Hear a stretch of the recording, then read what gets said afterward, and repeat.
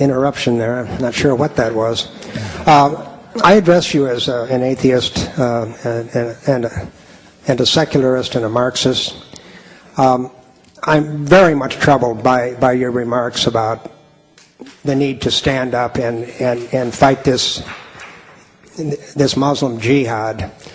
I have no time for oppressive religion of any stripe, but I think you are well aware of the long history of crimes committed by the British government in Iraq, the United States government in Vietnam, and today in Iraq and Afghanistan. And I'm wondering how you can possibly say that it is Western civilization, the civilization of the colonizers and the oppressors, who do it all, of course, in the name of liberation and democracy, how this is not the fundamental problem, rather than what you call the jihad of what I consider to be the response to the crimes of U.S.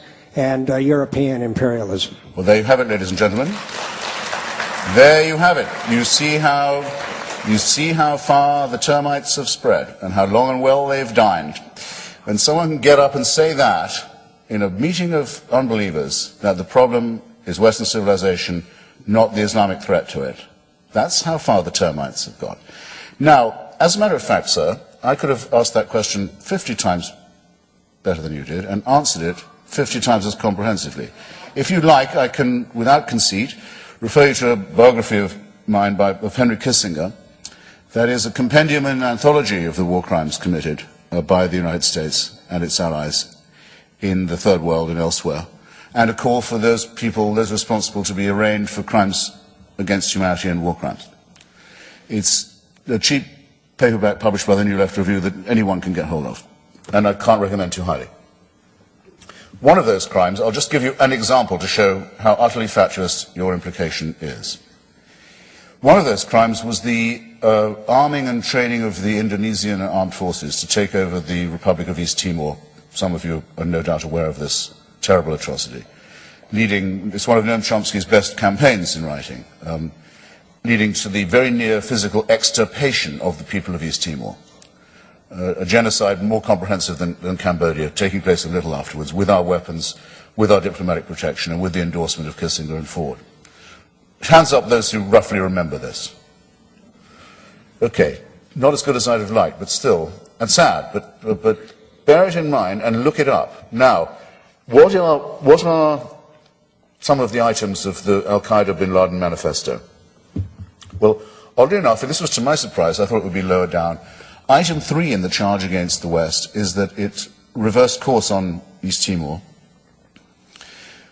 tried to undo the genocide, brought East Timor to a referendum on independence, sent Jose Vieira de Mello, one of the greatest, Sergio Vieira de Mello, one of the greatest UN civil servants, to East Timor to supervise the transition to independence and the election, and made East Timor the newest member of the UN.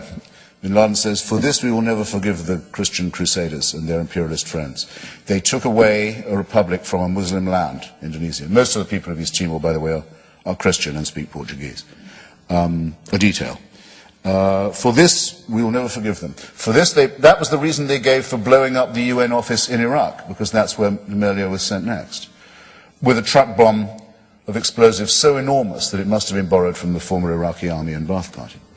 That's the reason they gave for blowing up the Australian tourists in Bali, in Indonesia, and the Indonesian taxi drivers who were servicing that resort, because they couldn't forgive the West for its behavior in East Timor. In other words, if you want to avoid upsetting these people, you have to let Indonesia commit genocide in East Timor. Otherwise, they'll be upset with you. You'll have made an enemy.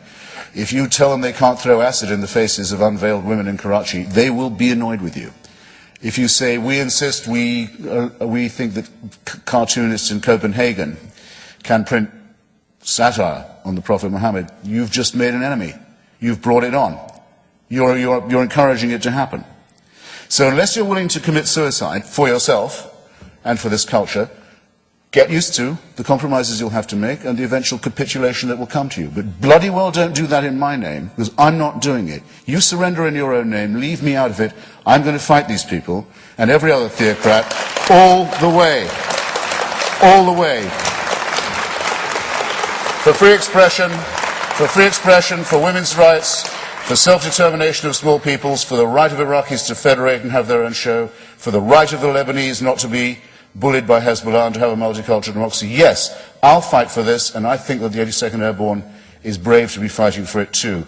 And I think you should be ashamed sneering at people who guard you while you sleep. Thanks.